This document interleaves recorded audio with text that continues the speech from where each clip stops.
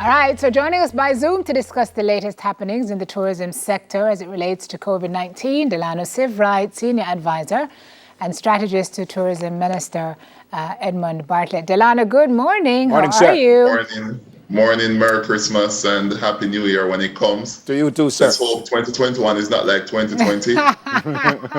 Well, let's start there.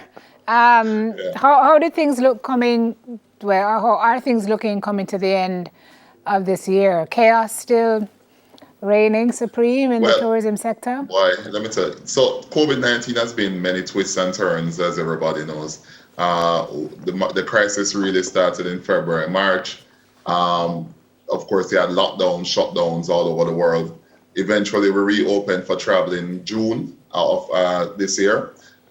It's been very slow. We're at 20 to 30% of what we're accustomed to in recent weeks, and certainly weeks coming maybe 40% of what we're accustomed to. But it's been a challenge. And there are many twists and turns. So on one hand, for example, with Britain, we were seeing some good news coming out of the United Kingdom with new flights. British Airways came back to Montego Bay after about 10 years out of Montego Bay, and they started 2 flights per week.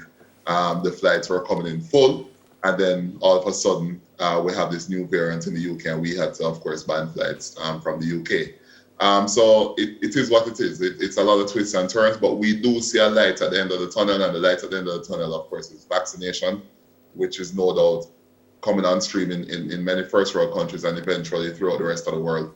And that certainly represents a huge light at the end of the tunnel. So how are local vacationers helping to stop the gap there, Delano? Because I know a lot of people are staycating now. Is that helping any? It's helping a bit. Certainly for some hotels on the weekends, they have very good numbers of Jamaicans on property. But nothing beats international tourism ultimately. Just like France, Spain, Italy, and other countries that rely on tourism to an extent. A lot of it is from people who come outside the country. So ultimately, we have to get the receipts back up. We have to get the numbers back up coming from the US, Canada, and the UK. But at the same time, we have to balance, of course, the interest of Jamaicans, the public health interest of the Jamaican people.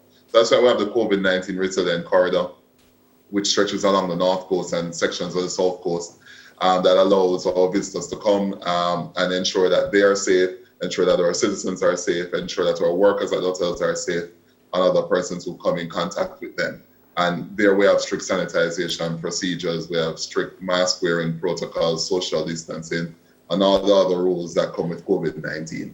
But we've been really happy with the number of Jamaicans who have been staycationing across the island. It's really good. Yeah, Mr. Sivright, you mentioned the ban from the United Kingdom, but as far as I know, some flights came in after they found this new variant, didn't they? Some more one. Yes.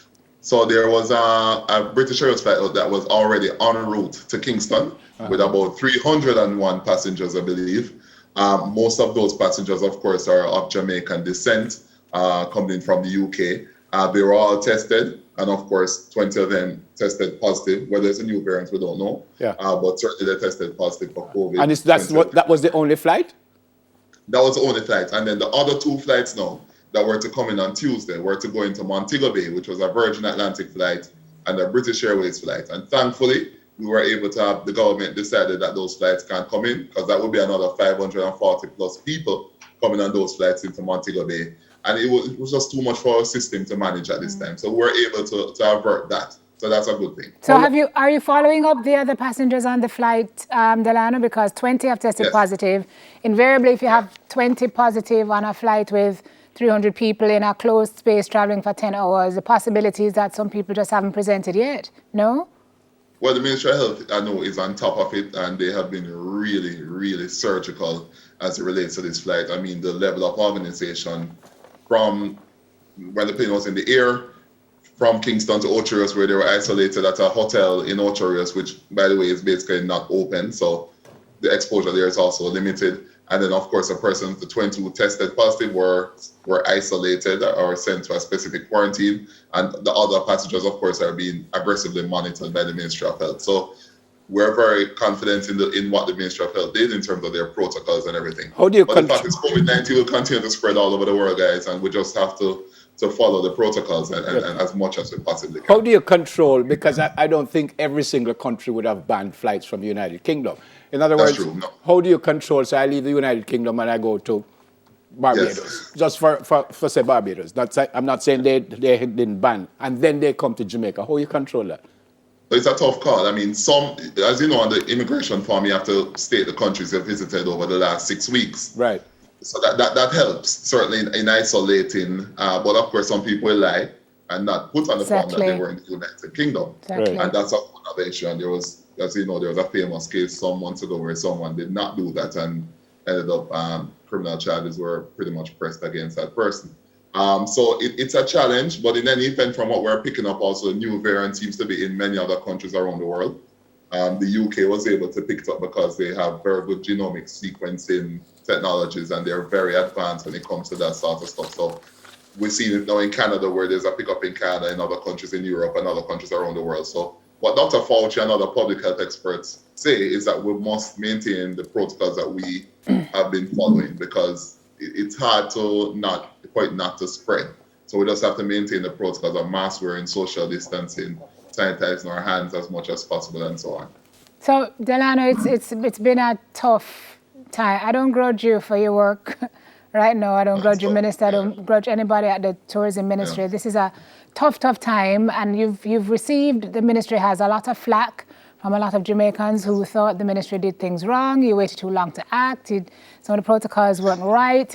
It's, like it's a catch-22. When you sit and you look back, is there anything that you think could have been done differently, could have been done better? Funny enough, on the bright side, I mean, Minister Bartlett was very, very aggressive in terms of ensuring that, first and foremost, our people are protected, our workers are protected, because that's our number one resource as a country. The people love our people. People love Jamaican people. That's our biggest selling point. So it's in nobody's interest to have our people sick.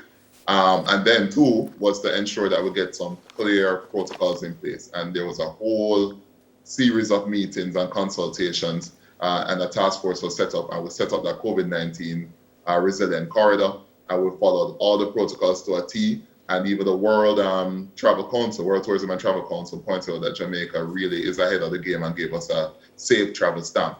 So we've been very aggressive in terms of ensuring that protocols are followed, and ensuring that our people, the Jamaican people, are safe, while at the same time trying to ensure that we get more and more tourists coming following the protocols that we have in place. And the work with the Ministry of Health and other critical partners has been very, very good. The Ministry of National Security, the Prime Minister and his team has been very, very good in trying to achieve that balance, but of course ensuring that the public health of Jamaican people are first and foremost. Stay first, my friend. Stay safe. God bless. Yes. Right. And Happy New Year. I hear 2020 trying to hijack 2021, so let's see what happens. Yeah, man, all the best to you and yours. It's not even said. Can we not even put it out there? I just cannot. Yeah, I cannot. Senior advisor and strategist to the Tourism Minister, Delano Seavright. All right, we'll be right back with more and Smile. Do we still have this safe travel stamp?